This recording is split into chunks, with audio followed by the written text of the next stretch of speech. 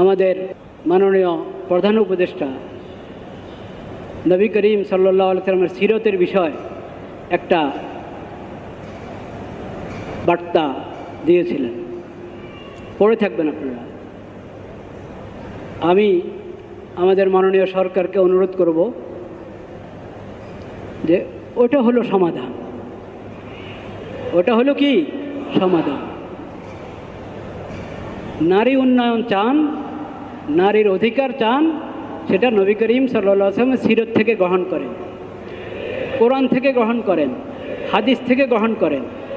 ওটার জন্য কমিশন বানাতে হয় না। ইসলামিক ফাউন্ডেশনকে বলেন, ধর্ম মন্ত্রণালয়ের অধীনে আমাদের ইসলামিক ফাউন্ডেশন আছে, ইসলামিক ফাউন্ডেশনকে বলেন, দিদি মহোদয়কে ইশারা করেন, শুধু দিদি মহোদয়কে ইশারা করেন। আপনি